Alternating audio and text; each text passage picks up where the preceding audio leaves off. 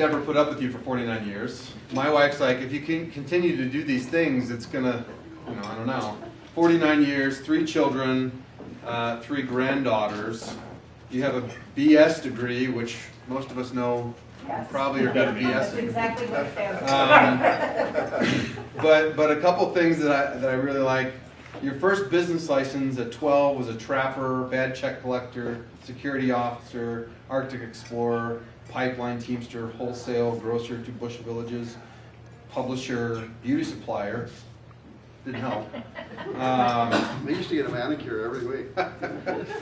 Small business trade consultant to the PRC, People's Republic of China. Hardwood flooring importer. You have been in the Pac Northwest Kiwanis for 42 years. Kiwanis Club of Borealis, Fairbanks, Alaska, 81, President 85. I mean, this is, I'll just read off. Kiwanis, I won't say a name, but downtown Gresham, Damascus Boring, Tiger Current, Lieutenant Governor 0607, distinguished. Finance Committee, you're not buzzing right now. Fundraising Committee, Doernbacher Children's Cancer Program Board 07 Current. Well, we could be here a while. Yeah. So it's a privilege to have you here to see that legacy of service. So with that, I'm not worthy, so I'll yield the floor. Welcome. Thank you. The reference to the phone that Chris got to experience is one of the original mean girls of Kiwanis, and that's Cindy Carruthers back in the back.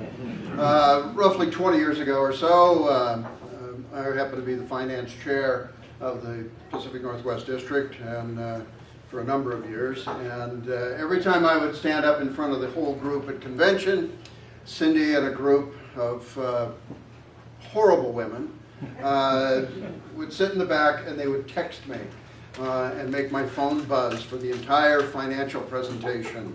And I called them out of it about 3 or 4 years into that, and told everybody how cheap they were. They didn't buy me a second phone, so at least I wasn't just jangling on one leg. And but that was the reference to Chris.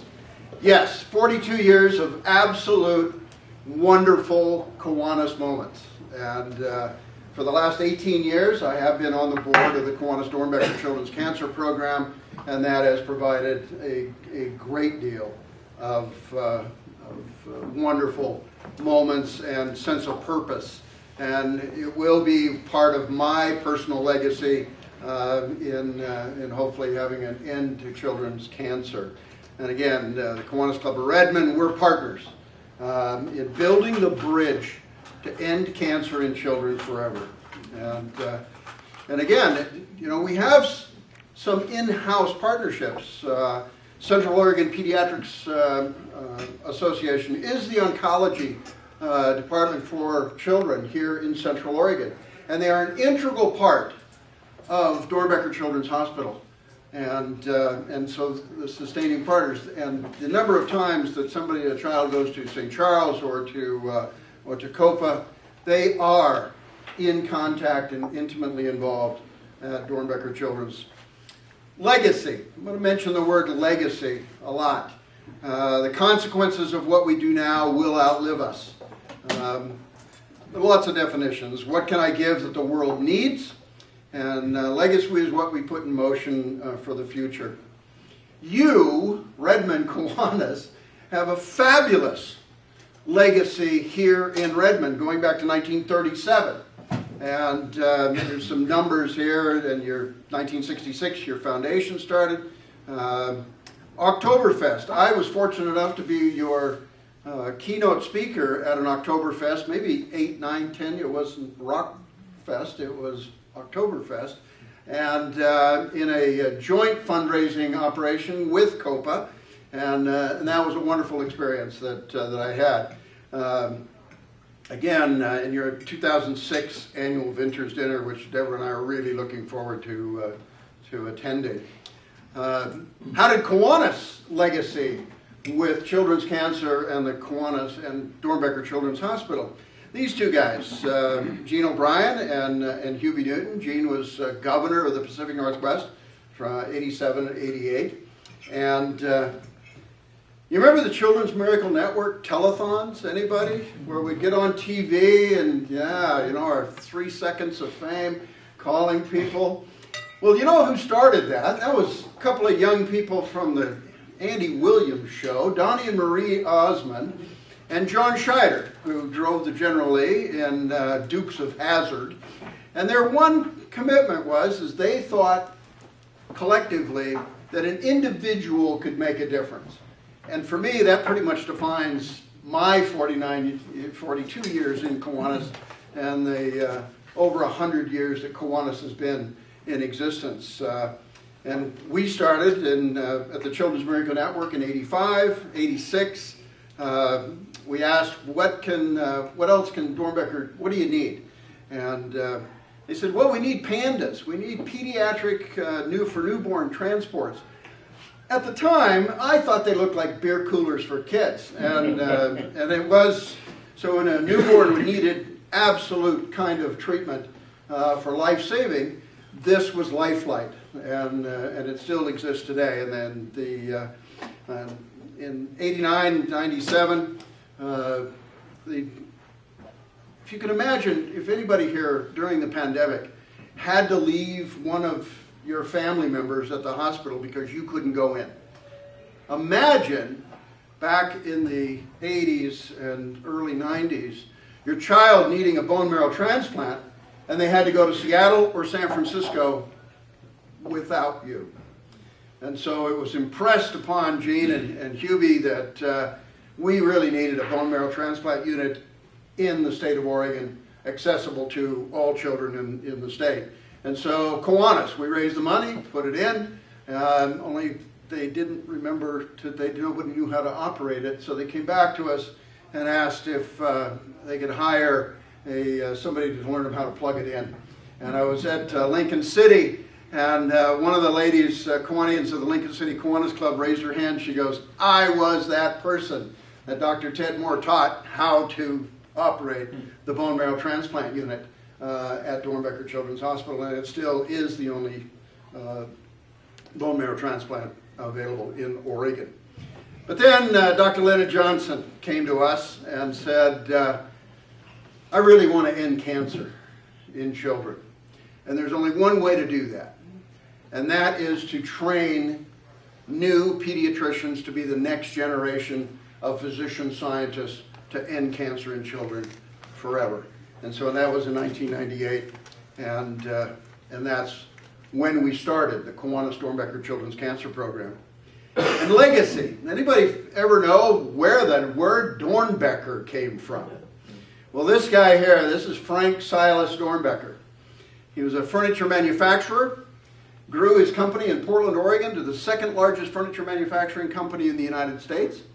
When he moved there, he was absolutely amazed that in the teens that this guy named Henry Ford could produce a car every, minute and a half or something like that in the assembly line. So he went to Detroit, met with this guy Henry, and says, well, I can do that with furniture. So, and that's what he did. And so if you're in Portland area on Interstate 84, about 29th Street, you'll see on the north side 4-story buildings that say "You Store It." They're painted all orange. That was Frank's furniture manufacturing company. And if you'll see in the middle of that building will be the Doernbacher Rose, and that was his wife's contribution to the Rose Garden in Washington Park in Portland.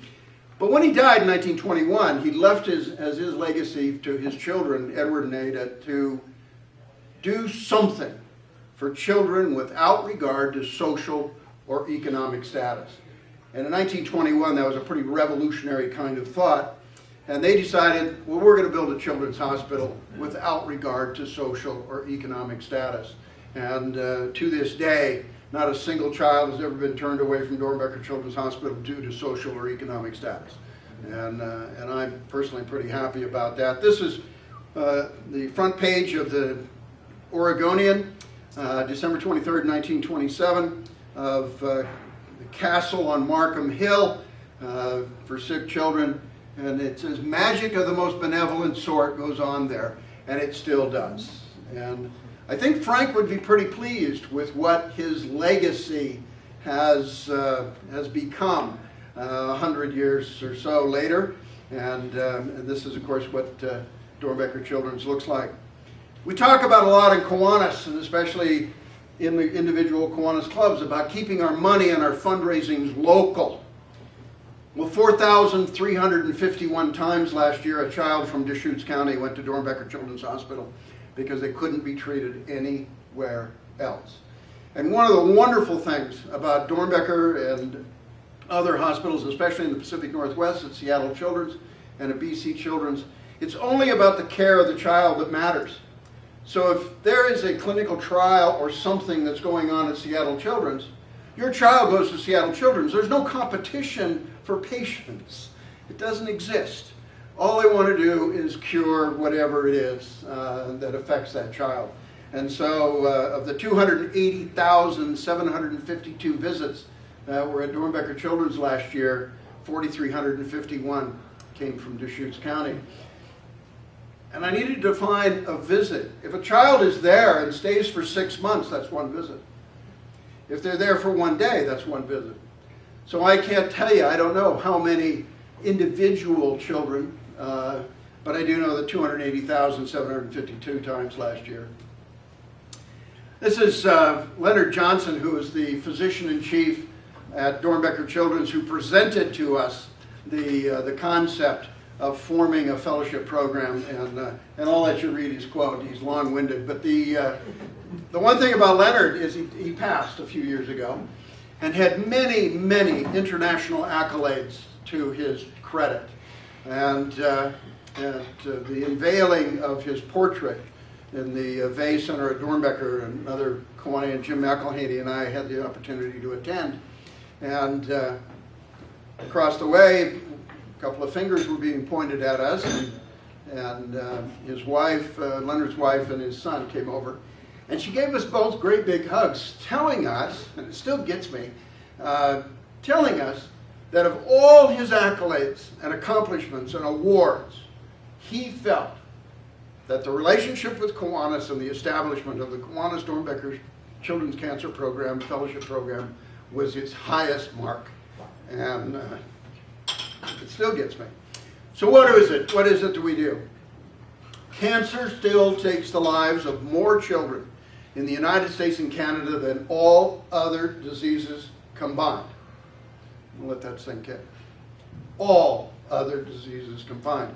And when we're talking about children, we're talking about newborns to 29. So we're talking about our entire Kiwanis family of K-Kids, Builders, Key Club, CKI. That's, to me, is pretty local and pretty important about what we do. And our vision, of course, is that we envision a world without childhood cancer.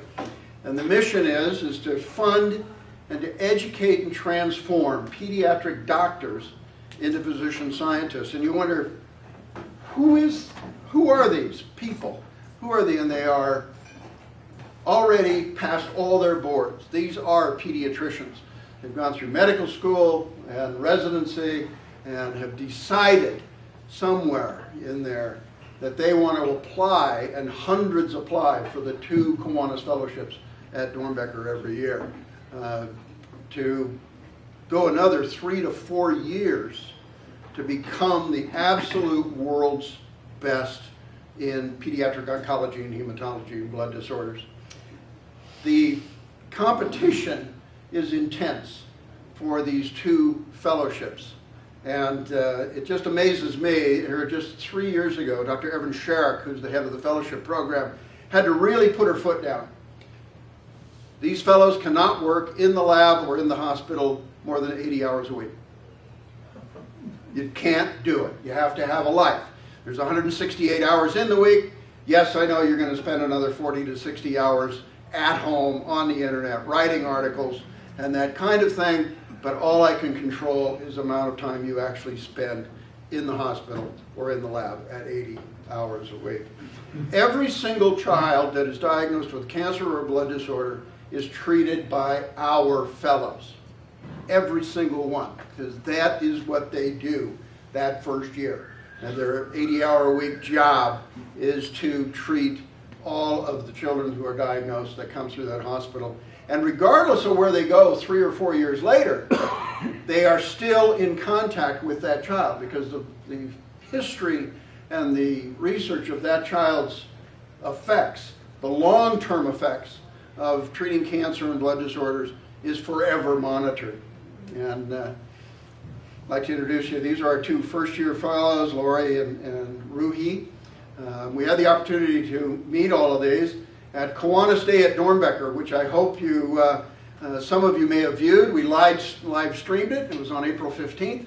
And we've been doing this now for about 20 years. And it's a fabulous kind of representation at Doernbacher Children's. And this year, for the first year, it was live streamed. And by the end of this month, I will have the link to the I got to edit down. Apparently, I've neglected to turn my mic off at the end, and there were some directions given at the beginning that nobody buzzed me on my telephone. But and so they're going to edit it down a little bit, and so I'll be sending you the link so you can view that. It's pretty cool. Andrew Gledhill and Austin Healy are our second-year fellows, and Andrea Gillespie is our third-year fellow. During the beginning of COVID, there couldn't be any individual kind of interviews, so we only had the one fellow. And Andrea is really unique in that she was a pediatrician in pediatric critical care for about 15 years, or 13 years, and decided that the care of kids that had cancer were really intriguing, and she just didn't want to give up on them, so she applied for a 3-year fellowship to be a pediatric oncologist hematologist, and she'll be completing her fellowship here this year. We've had 40 fellows graduate in our program, and some of them are spread all over the United States, Canada, and around the world. Ashley Speckhart was our first, and she has become internationally known for long-term effects of cancer treatments. And she's at Maine Medical Center in Portland, Maine. And there's Nadev Laux in the lower right-hand corner. He actually went to join her when he graduated here a few years ago. There weren't enough spaces on the page, so here's the last few and our current 5 fellows. One of the wonderful things that Dr. Linda Stork, who was the head of pediatric oncology hematology, gave me a call in, it must have been about this time last year, and she goes, John, she says, I'm happy and sad to tell you that I'm stepping down as the head of pediatric oncology hematology. And I go, wow, that's not good news, Linda. Have you got somebody in mind? And she says, well, I hope you'll be pleased. Do you remember Dr. Stephen Roberts? And I go, well, yeah, Stephen was the second fellow to graduate from the Kiwanis Fellowship Program. She says, well, Stephen is following me. I've finally talked him out of, he's been at Memorial Sloan Kettering in New York, wasting his time as the head of pediatric oncology hematology, and he's decided to come to a superior place and come back home. And so it's great fun to see 20 years later one of our fellows. Looking at this slide, Children's Oncology Group, there's only 220 members of the Children's Oncology Group throughout the world. And the obvious thing about the Children's Oncology Group is every diagnosis, treatment, success, and failure is shared instantly with every other hospital with members of the Children's Oncology Group. And they also sponsor a number of clinical trials. And but that is pretty amazing when you've got a diagnosis going on or some kinds of, and you can instantly connect with 220 hospitals all over the world for a similar diagnosis and treatment. Only 9% of all the hospitals in the United States are nurse magnet hospitals, and Doernbacher is one of those. There's only 53 hospitals that are designated comprehensive pediatric cancer centers by the National Cancer Institute. Doernbacher is one of those. And it's ranked one of the best of the 5,000 hospitals that U.S. News and World Report gauges every year as in the top 30 of all hospitals, and size has a great deal to do. And so they're not a large hospital as compared to Memorial Sloan Kettering, for instance.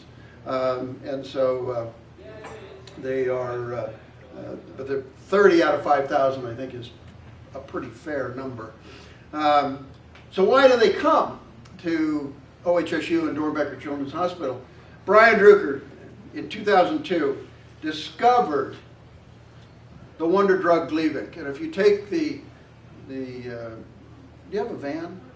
Does Redmond have a van or a bus or Chris's car? If you take Chris's car and you absolutely sanitize Chris's car, and you load up, you got a Hyundai or a Prius or something? Okay. A 4Runner. Oh, good. We'll get 6 people in it. So you put in the cancer-fighting troops. The bus driver is Gleevec. It was the first time ever that a drug was developed to fight cancer at its source, rather than killing everything and hoping you got it. And that was Gleevec. And that is the kind of inspiration that our fellows get on a daily basis.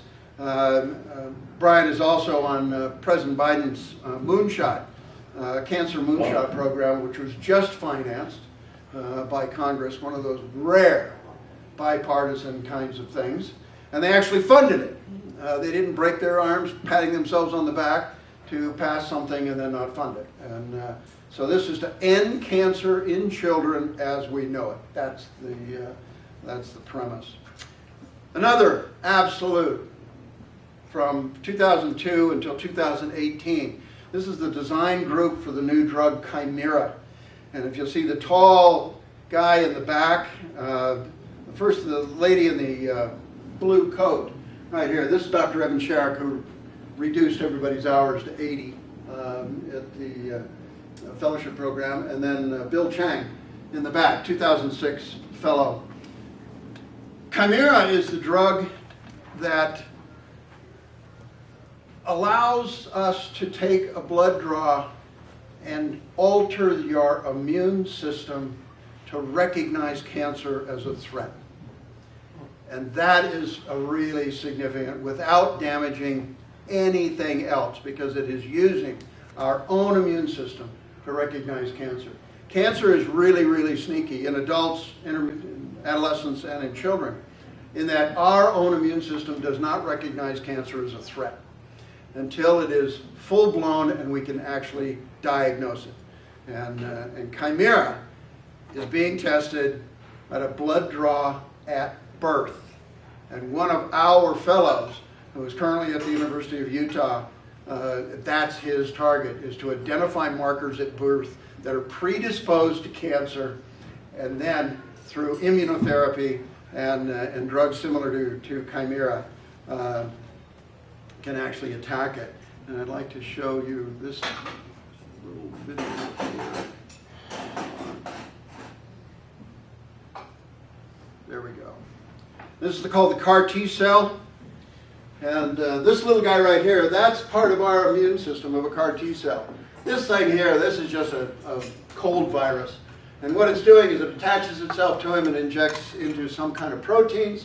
This happens to be leukemia, and the big guys are leukemia cells, and all the little Pac-Man guys are retrained CAR T cells of our own immune system, attacking those until they are absolutely gone, and there is no recidivism, because that trained CAR T cell stays in the body forever. And so if there is any cancer that comes back, it's taken care of. Let's see. There we go. There's Bill Chang again. Bill has become a superstar. He's currently undergoing 3 children's oncology group phase 1 clinical trials. And one of the beauties of Bill and also of Doernbacher Children's is they don't just confirm other people's research and trials. They initiate and do pilot clinical trials. So they're the first on the block. And that's the appeal of the fellowship program, is that our fellows have the opportunity to do what they choose to do rather than being under the scrutiny of a grant to where they are obligated to do what whoever the grant writer is. Because in Kiwanis, we don't put any stipulations on the money that we supply. Do what you're passionate about. And if anybody here has had employees or an employer, I think we get better, more work out of people who are passionate about what they're doing rather than not. And Bill is just one of these that has really taken hold. Here's three of what I consider to be superstars. Christina Haley in 2013. Christina was so impressed in her first fellowship year at our Kiwanis Day at Doernbacher with key clubbers that she has devoted now her life to adolescent and young adult, young women's blood disorders, and she's just taken over as the West Coast administrator for all of hemophilia. And it's just become really a superstar. Laura Davis in the center there, that's as relaxed as I've ever seen Laura, ever. She's known throughout the world as the Crusader. She came to Doernbacher Children's after going through a residency program of both pediatric oncology, children's cancer, and adult cancer, and really latched onto Dr. Archie Blyer, who lives in Bend and retired. He was the first individual in the world to convince the world that adolescent cancer was different from children's cancer and adult cancer. First one. And Laura was intrigued and wanted to come and study with Archie Blyer and also Brian Drucker. And so now we've got Laura, and now adolescent and young adult, AYA, is considered a legitimate type of cancer, and the international symposiums every year, and Laura is invited to speak at all of those. Matt Dietz is the one that I just referred to that is identifying markers at birth with a single blood test to determine if they're pre-cancer or if they're ever going to become cancerous, and then using the effects of immunotherapy. What can you and your club obviously do? And I have a whole list of things that you can do. I'd love for you to list us, the Kiwanis Doernbacher Children's Cancer Program, on your website. Like and follow us on our social media. Subscribe to our monthly newsletter. Are you getting our monthly newsletter? Because you're on the list. Every president, secretary, treasurer, and membership chair off of the 2022-23 list from the district is a subscriber, whether you like it or not, and you can unsubscribe. But I hear that about that also. And I was a bad check collector, so yes, I do have some techniques. But but please, and if you're not on it, look into your spam or whatever, and please subscribe to us. Put out our newsletter link onto the website, our website. We'd love to have you listed as a sustaining sponsor. Schedule, if you think I'm doing a reasonable job, please schedule me somewhere else. You have a very active Lions Club here in Redmond. Lions Club? And, yes, Lions Club. Lions has Lions International has 5 attention zones, as I've forgotten exactly what they call it. Children's cancer is one of those. On Saturday, unfortunately, we have to leave immediately from the wine dinner on Friday night, as I'm a little absent-minded as to my calendar, because I am the keynote speaker at the statewide Lions Convention in Seaside at 8 o'clock in the morning on Saturday. So yes, collaborate.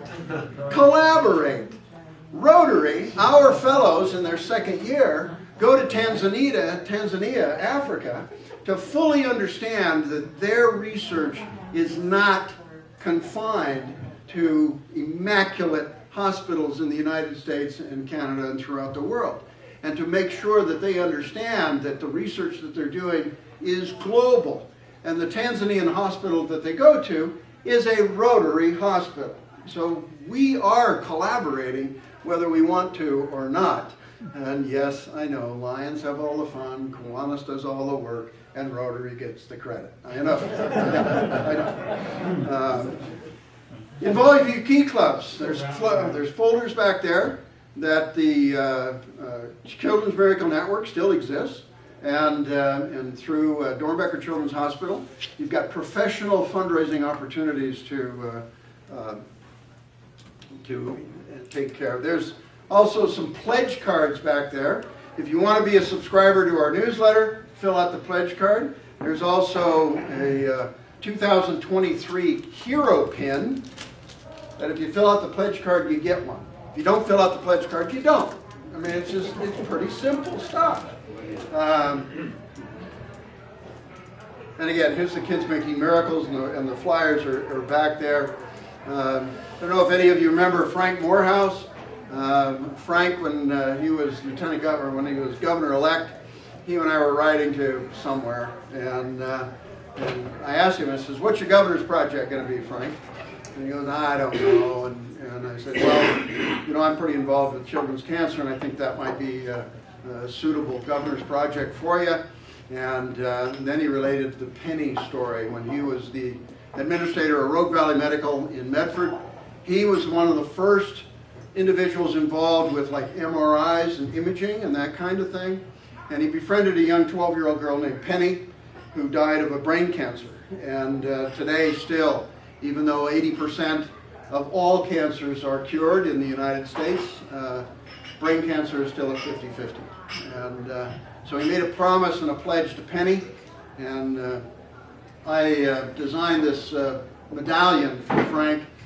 A year ago he called me, it was just a year ago, he called me to say goodbye. I said, "Where are you going?" He said, "Well, my body stopped producing red blood cells and it looks like Saturday's I'm done." This was on a Tuesday. I went, "Well, gee, thanks for the call." Friday he calls me. I said, "How you doing?" He says, "Oh, I'm home." I said, "What do you mean you're home? You're supposed to be dead tomorrow." And he goes, "No, I'm home. Apparently I've started producing red blood cells and I'm recovering." And I figured, okay. And I've been thinking about doing something for Frank to commemorate him taking our success at the Kiwanis Doernbacher Children's Cancer Program in Portland. And he took it to Seattle Children's and to BC Children's. So now we have Kiwanis fellowships at all three of the research and teaching hospitals in the Pacific Northwest. And I wanted to thank Frank officially for that, but I didn't want it to be a memorial. So, designed this medallion and introduced it at District Convention. There's only 100 of them available, and we did real well. We raised $20,000 in one day at District Convention, but they are available. So if you want to commemorate someone, buy one yourself. They're $500 a piece.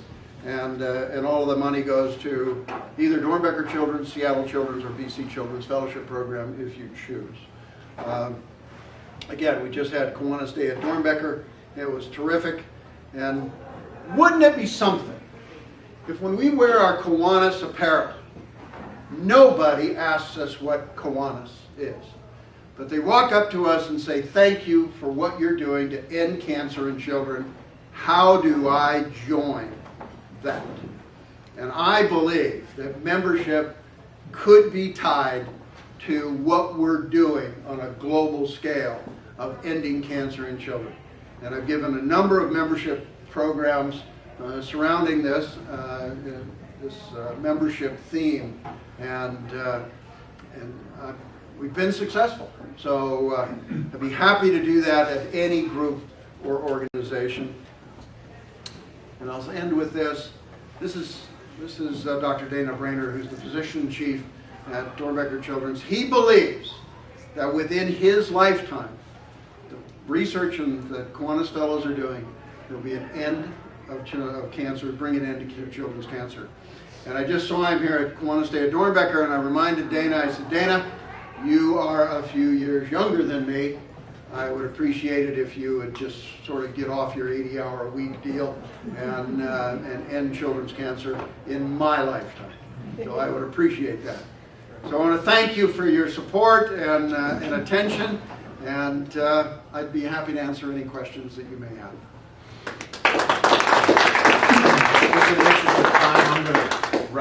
up, and then Okay. No. We have a little memento for you. It's one of our Western Juniper custom pins. Oh, thank you. Thank you. Thank you. There's Okay. a Kiwanis Doernbacher pen at each one of your places for you to fill out your pledge card in the back. I'll go ahead and dismiss, but we can still ask questions.